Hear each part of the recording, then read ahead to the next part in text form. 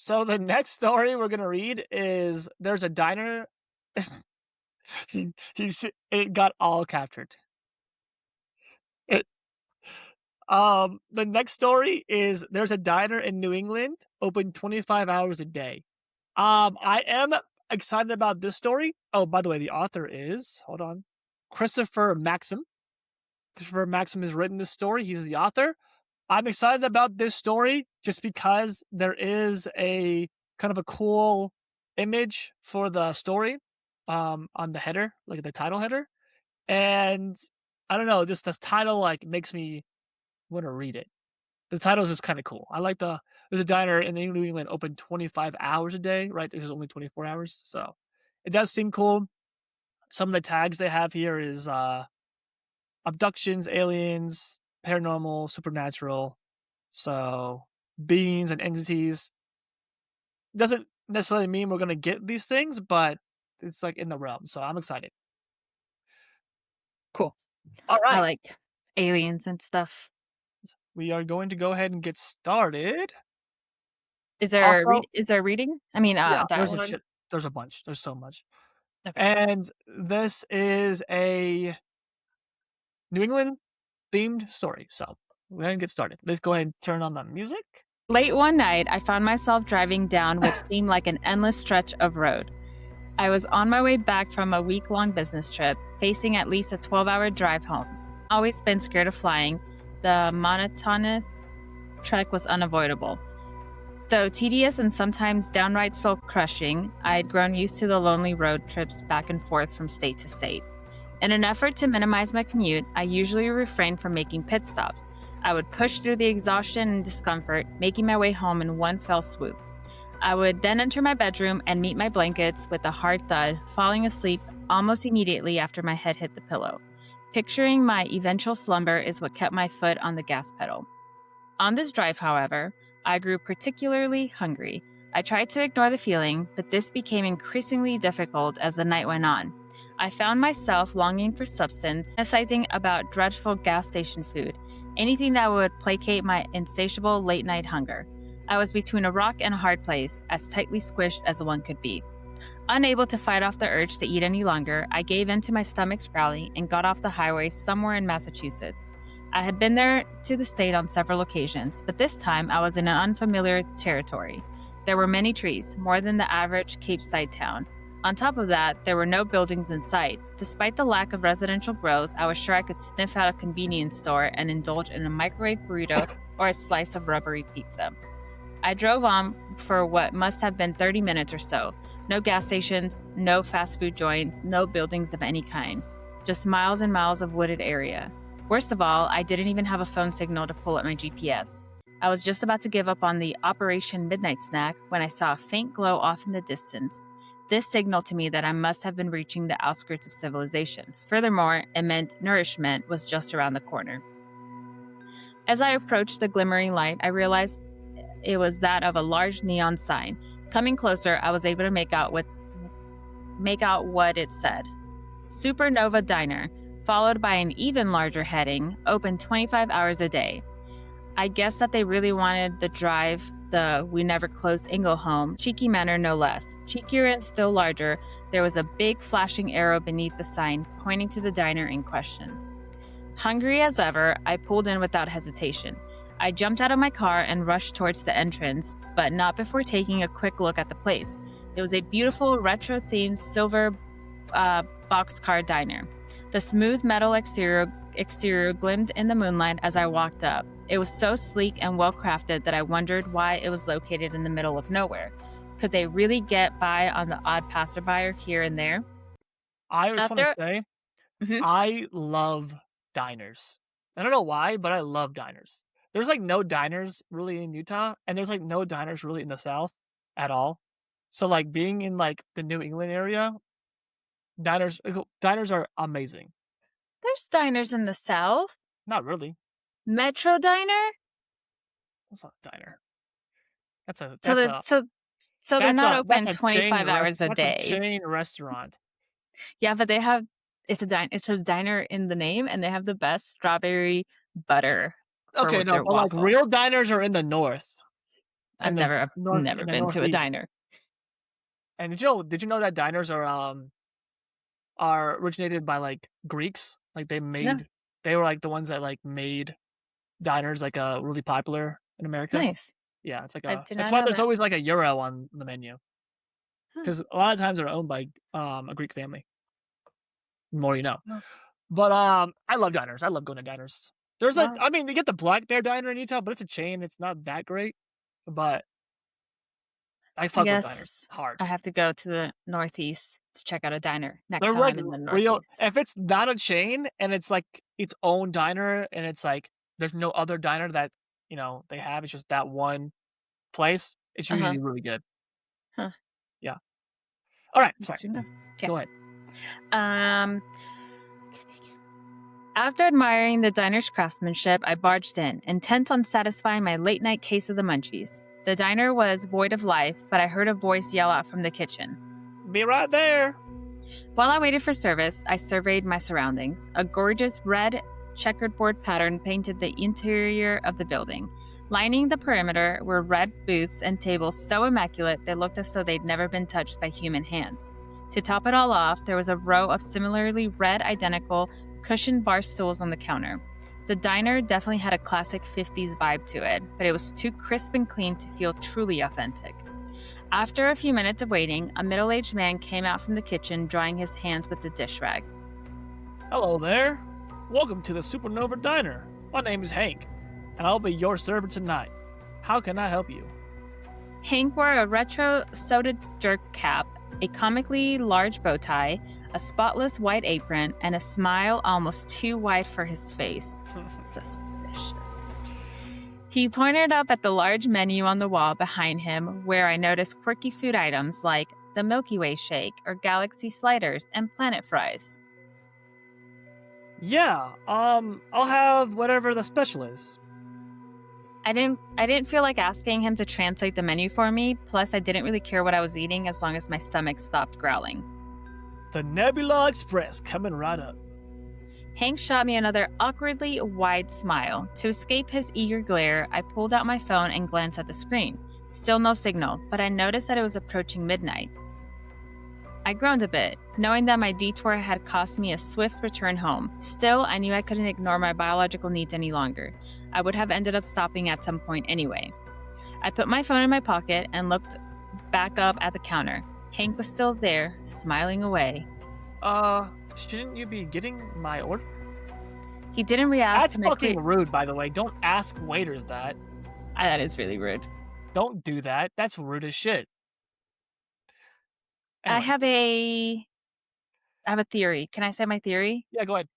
It's a 25-hour diner because right after midnight, before it hits 1 o'clock, there is a whole hour missing where creepy shit happens. I don't know what happens. Maybe Like, creepy a shit. different dimension or something.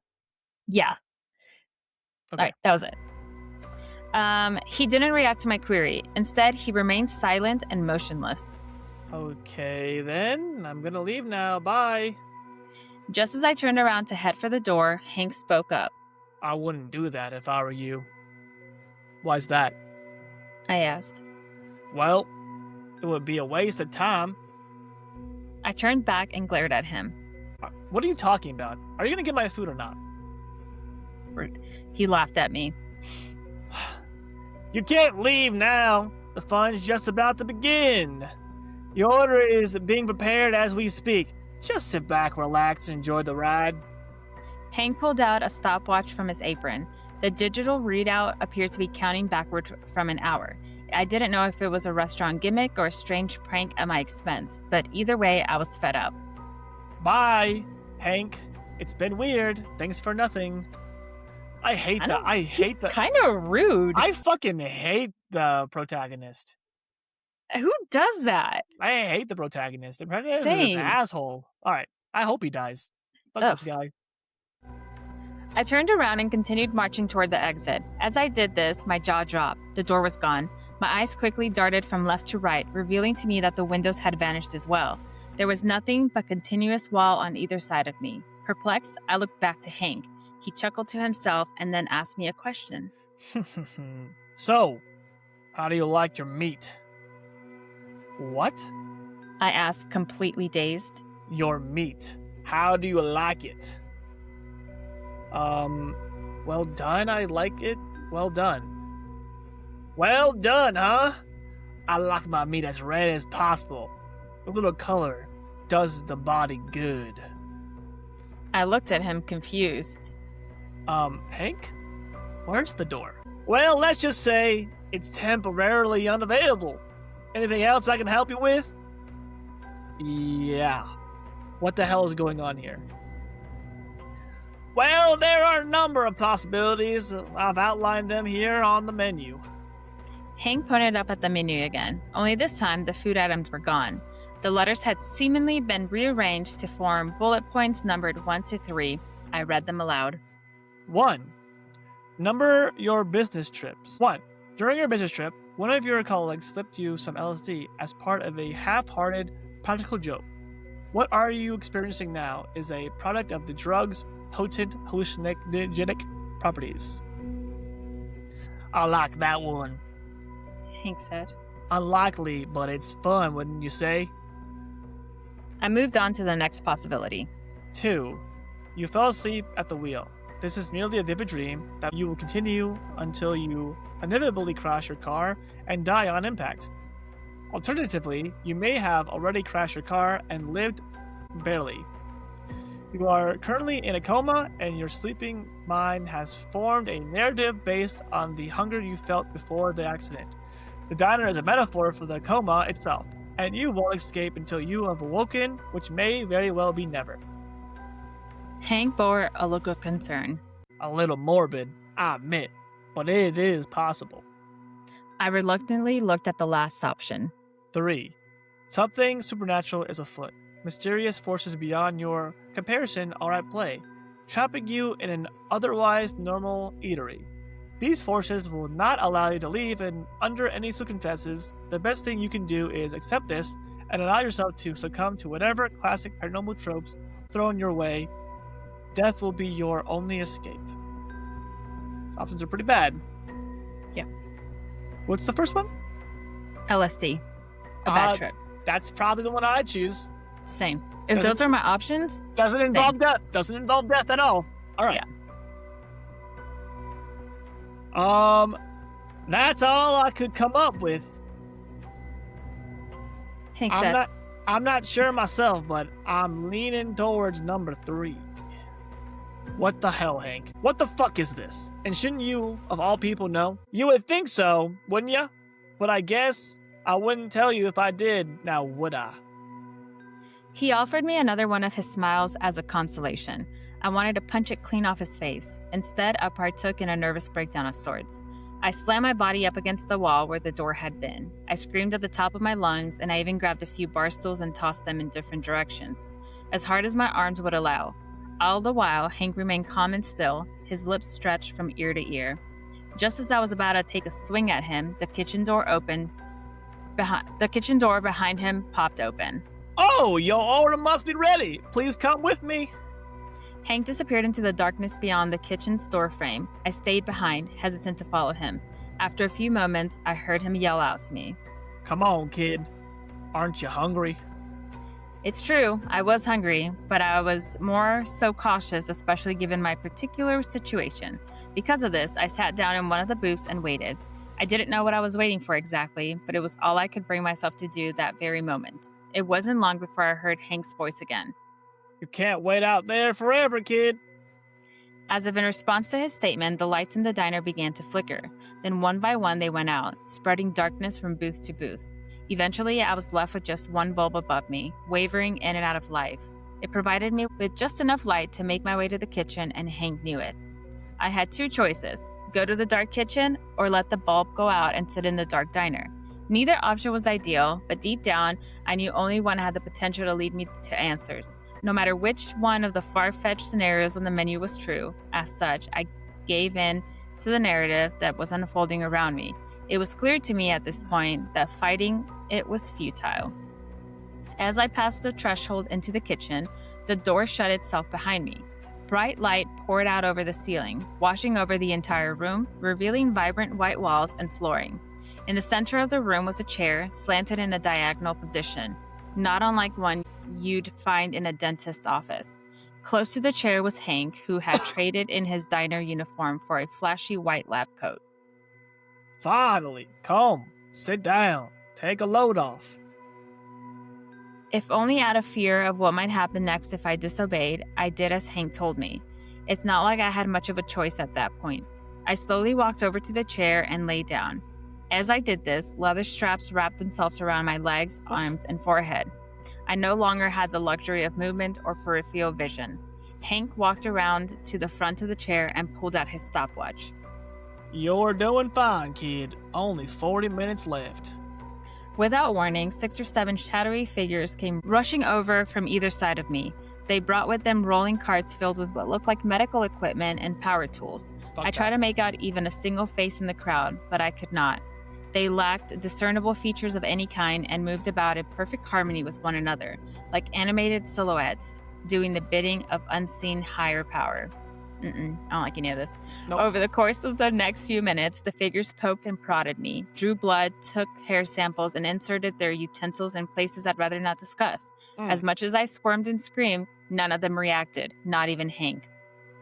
Feeling helpless, I eventually stopped struggling and simply braced myself for each needle that penetrated my skin. It made things a little more tolerable. After a while, the figures stopped. Instead of going away like I'd hoped they would, they traded their needles and test tubes for surgical scissors and began cutting clothes off of me. This continued until I was completely naked. I tried talking to Hank, but he was too busy playing around with the samples that had been collected.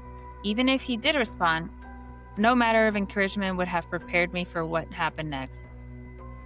What was he doing? What does that mean? Hank was playing around with the stuff they took from him. I don't know. I think he's about to get pegged.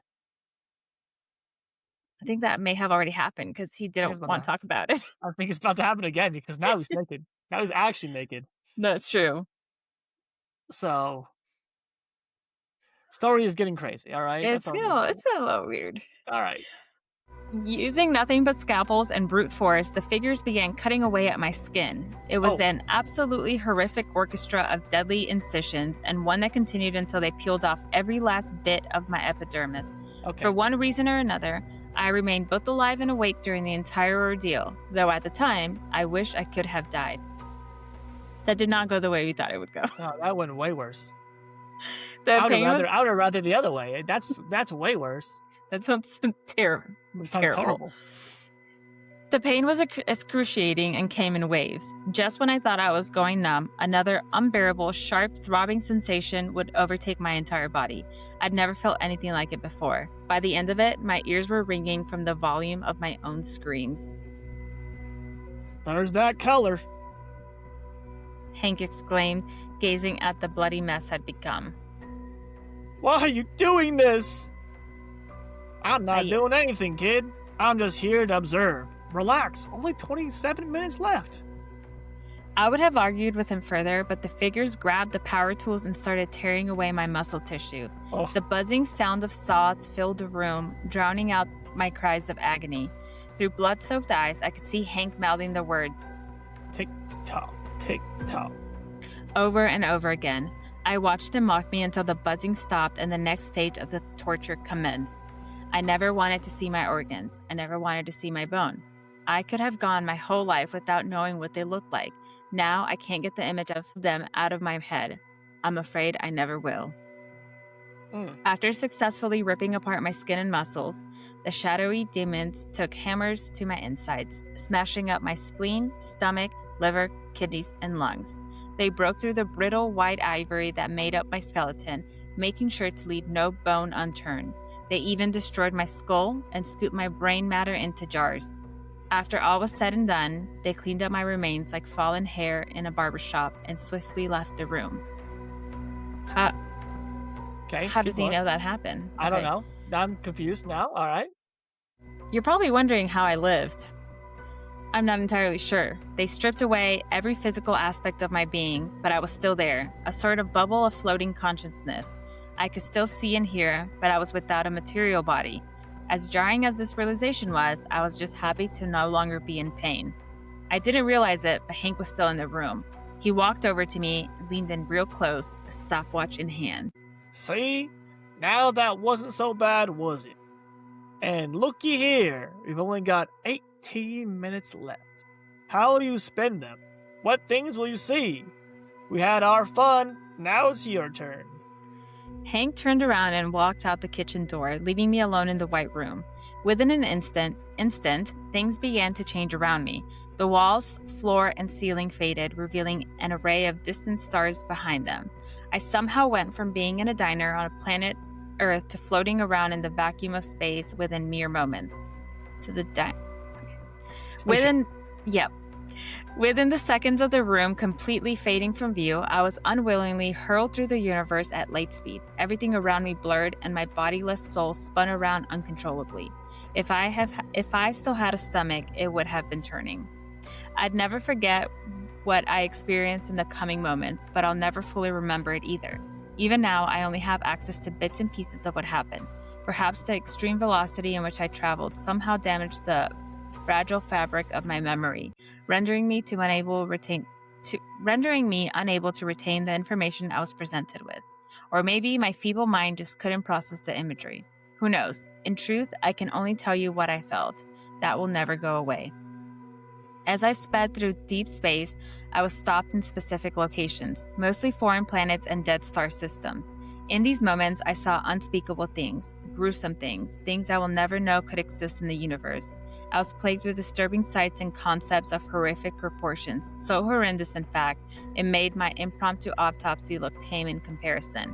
I don't know exactly what it was I saw out there, but I still feel an immense dread whenever I try to recall it. After what felt like an eternity of torture, I was transported to what I can only assume was a location outside of the observable universe. There were no stars or any light to speak of, not even off in the distance. I was alone in a blanket of darkness, left to suffer with the memories of what I'd endured. Just as I was beginning to accept my circumstances, a light glow appeared in the distance. As it came closer to my position, I recognized its features. It was Hank's stopwatch. The readout was approaching 0. 10, 9, 8. I started to feel weary, almost like I was falling into a deep sleep. I wondered if it was even possible in my current state. 7, 6, 5. Like a projected movie, the past hour of my life appeared on the black canvas of space behind the stopwatch. It played in reverse at high speed, like a VHS tape stuck on rewind. 4, 3, 2. Feeling faint, I tried to focus on the imagery. I relived everything that happened to me in the diner within a few mere seconds. 1, 0. And poof. Just like that, I was back in the diner parking lot, body and flesh intact. My car was there next to me, right where I parked it. I took out my phone and checked the time. It was 12:01. LOL. Everything had returned to normal, somehow, to the way it was before. Elated, I jumped into my car and started it up. I was about to drive off like a bat out of hell, but I decided to take one last look at the diner. Somehow, within its walls, there does exist an extra hour in the day. How that's possible and what its purpose is, I can't be certain. Maybe Hank was right, and that third scenario had something to do with it. The only thing I do know is that I survived, and I won't be making another pit stop anytime soon, no matter how hungry I may be. Just then, before my very eyes, the diner lifted itself off from the foundation and flew upwards into the night sky. What about my fucking food, dude? He never got his food. Bullshit. I'd be mad. He never got the Nebula special. Oh, I guess technically he did. I mean, he kind of did get the Nebula special. He kind of did. Because he did fly through space. I'd be mad. I'm like, I'm going back in, eating my fucking burger. This is bullshit. All of that? He didn't even get fed? Yo! Dude. What a scam! That's crazy! I like this one a lot. This was good. The second one we read today and the last one was pretty good. Yeah. I like this one a lot. This is a 10 out of 10 for me. I like this one. It made my stomach kind of sick for a little bit. I was like, oh. Yeah, but he was getting filleted like a fish. But his skin. He deserved it. He was being an asshole. Yeah, that's true. He was an asshole. I forgot about that. That was good. That was really good. Good job. Good job, Michael, on these. That was a good one. That was a good pick. On these ones, yeah. Everyone, So a lot of the comments are saying that's a really good pasta, but then that the last line is childish and they should have left it off and that it sucks. What? But just then, before my very eyes, the diner lifted itself from the foundation and flew upwards into the night sky. But That like that makes that makes sense. sense because it It's was a the spaceship. spaceship. It's aliens. Why would they? I don't understand. Yeah, I thought Uh, it was good. That was good. Good job. So I would say, damn, I like three of them.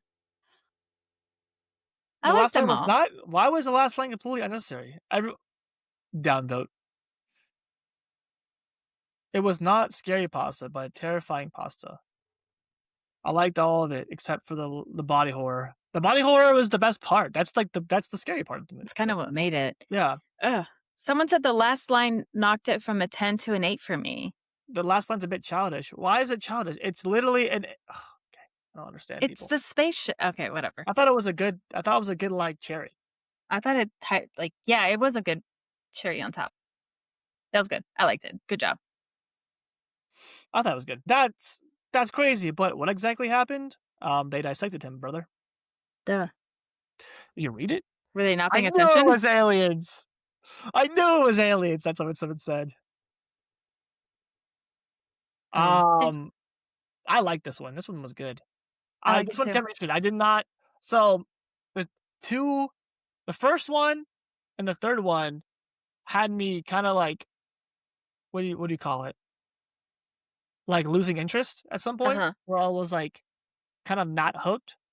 This one, the diner is open 24 hours a day, and the other New England one, what was it called? Beware, New England residents beware. Those two Yeah. stories had me hooked the whole time. I did not lose interest one time. I was in it.